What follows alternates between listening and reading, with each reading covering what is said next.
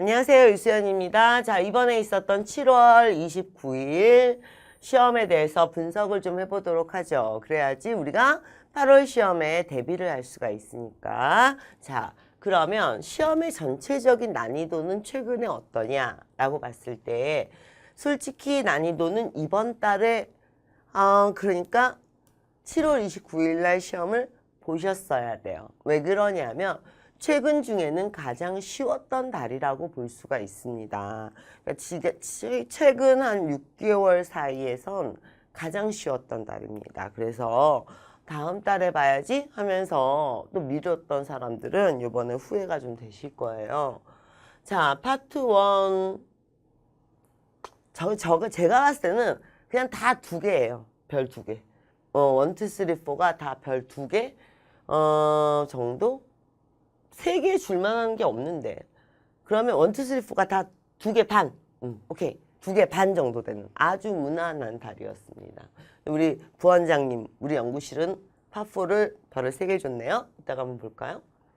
자, 1인이 원래는 조금 더 많이 나오는데 이제 1인 2문제 나왔고요. 2인이 1문제, 그 다음에 요번 시험의 파트 1의 특징은 다수가 나오면서 주변을 묘사하는, 그러니까 다수의 사람들이 있으면 사람들을 묘사하기보단 공통점이나 주변을 묘사하는 것들이 답이 많이 되거든요. 그런 문제가 평달에 비해서 많이 나왔다는 거죠. 그리고 배경이나 장소, 사람이 없는 그림은 원래 평달에도 1문제고 그 다음에 이번 달에도 1문제 이 정도 나왔습니다. 딱히 문제가 될 만한 건 없었어요. Preparing some food. 이거 뭐 다 쉐입을 워낙 많이 나오는 90년대 토익부터 나왔던 단어고.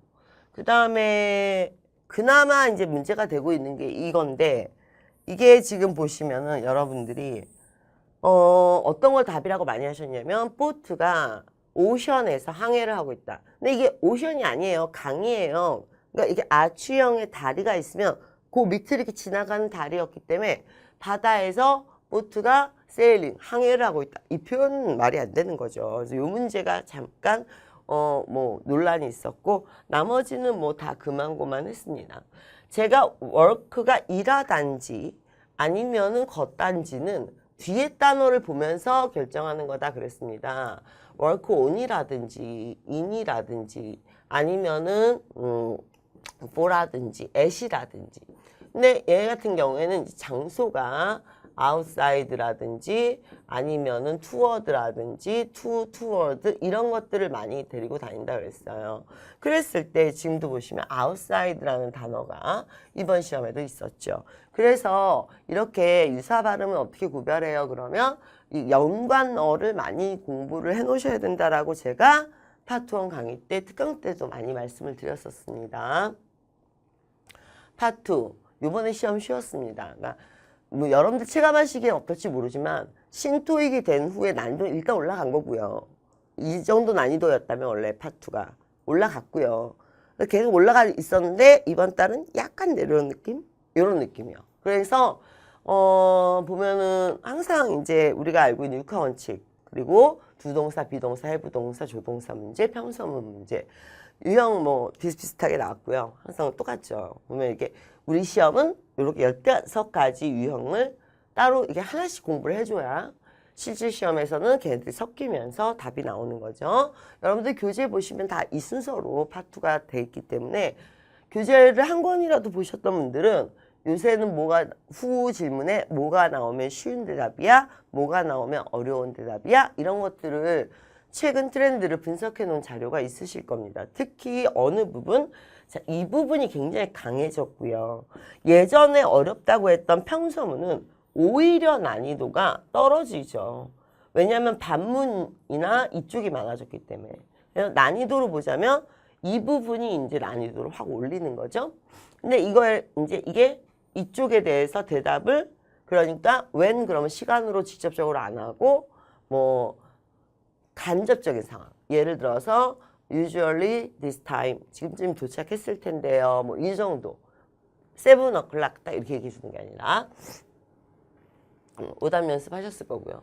난이도 문제만 한번 보실게요. 그러니까 지금 보시면 특이한 점 모르겠다죠 이거. 모르겠다 페이지를 보시면 여러분들이 not decided yet, not announced yet, 뭐 또는 뭐 그러니까 I haven't heard anything yet 이런 거 모르겠다 관련된 표현. 그렇죠? 그 다음에 how do I 이거 어떻게 해요? 그랬을 때 어떤 사람이 이걸 하고 있습니다. 그러니까 이 사람한테 가서 물어보라는 얘기죠. 그리고 나서 이게 좀 특이했죠. where를 물어봤는데 반문이 where로 나온 문제. 그리고 또 특이했던 문제가 이런 거는 워낙 빈출입니다. 그래서 넥스트 윅에 메인테이넌스가 하나요? 그랬을 때 한다 안 한다 얘기하는 게 아니라 그 관련 사항을 한꺼번에 얘기를 해주는 거죠. They do it once a month. 그러니까 이게요. 이 우의 답변이란 게 뭐냐면 yes나 no를 대답을 안 하고 그에다 살을 붙여서 대답을 하는 거예요. 예를 들면 would you like me to call a taxi? 택시 불러드려요? 그랬더니 아니에요 라고 하지 않고 내 차는 바로 코너에 있어요. 나가면 내 차 있어요. 이런 식으로 yes나 no 다음 상황까지 우회적으로 이렇게 대답을 하는 추가 상황 설명을 해주는. 그리고 예를 들어서 주문하셨나요? 그랬더니 still waiting for a menu. 노죠? 노인데 노를 구체적으로 얘기해 준다는 거죠.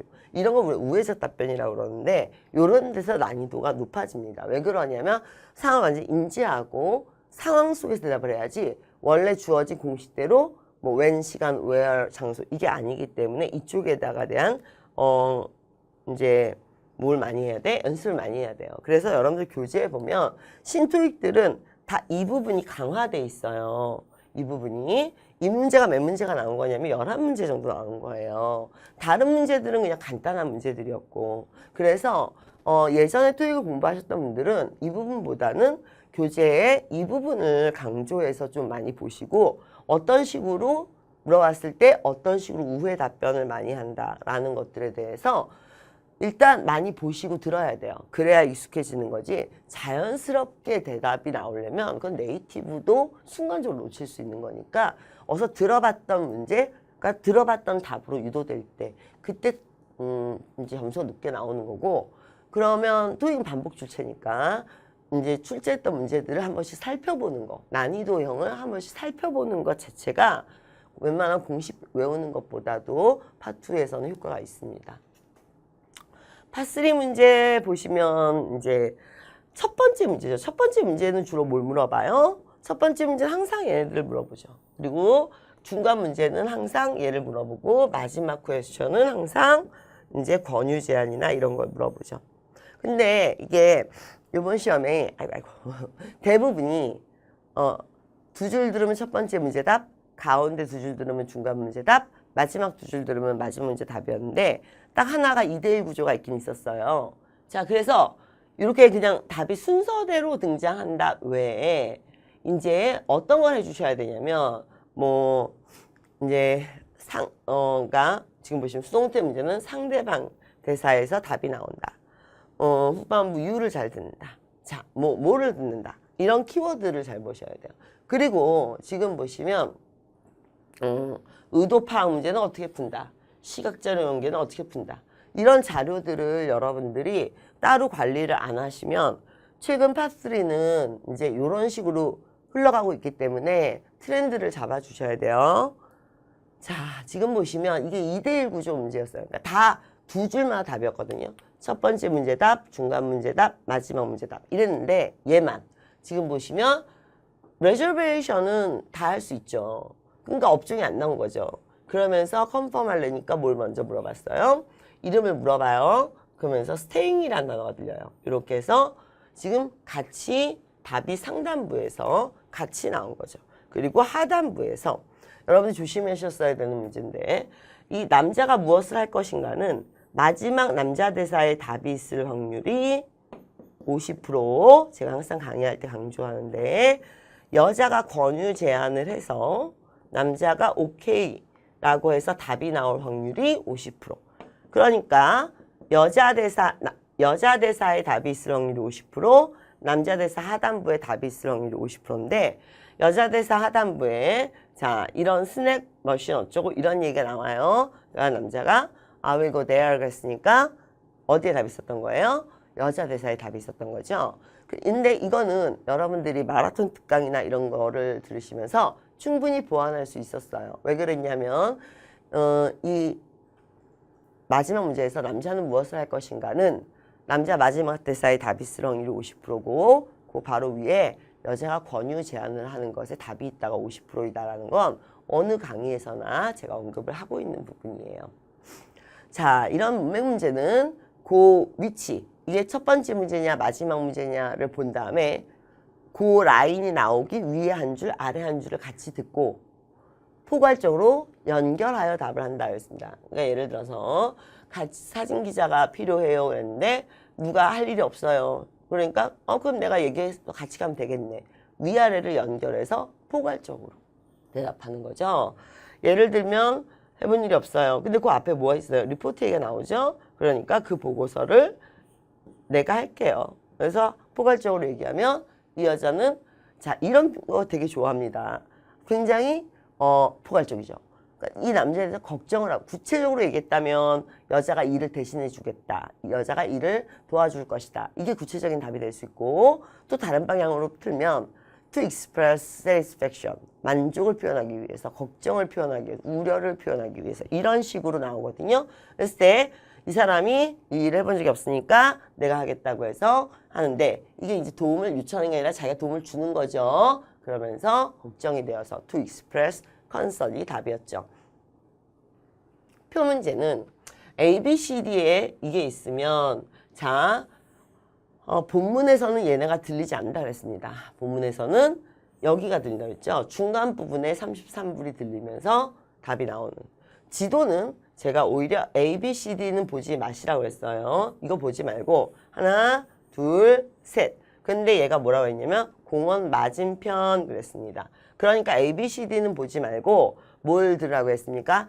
그 외의 장소 명사나 장소 전치사를 들으시라고 했었고요. 그 다음에 지금 보시면 10시 비행기인데 30분이 지연됐어요. 그럼 어디로 가는 거예요? 이렇게 해서 A, B, C, D는 이게 있었겠죠? 하지만 들리는 건 뭐가 들렸습니까? 자, 30분 지연과 10시가 들리면서 답이 나오는 거죠. 파4 전화 메시지가 좀 유난히 많이 나왔습니다. 네, 하여튼 얘하고 얘가 거의 다라고 생각하시면 돼요.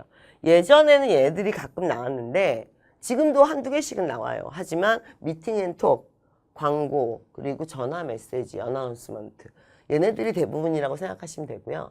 그래서 전화 메시지는 어떤 식으로 대화를 이끈다. 처음 두 줄에 무슨 얘기를 한다. 그 다음에 무슨 얘기를 한다. 그 다음에 무슨 얘기를 한다.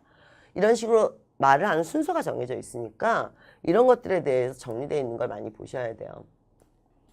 자, 지금 보시면 마지막 줄에 예산회의가 있죠? 라고 했어요. 그럼 마지막 줄을 듣는데 그때 이제 뭐라고 해요? 구매하고 싶어요. 자, 거기서 미팅이 다음 주에 있을 거니까 구매를 빨리 하길 원한다. 그래서 결정, 어프로브 얘기가 나오게 되는 거죠. 자, 그 다음에 여기에 머무를 것이 있어요. 라고 하는 건 다른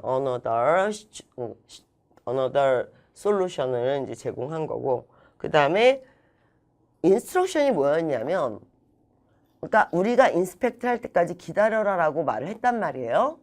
그런데 얘네들이 이미 가동을 하고 있었어요. 인스트럭션이 뭐가 되는 거예요? 우리가 점검을 하기 전까지 기다리세요가 인스트럭션이거든요.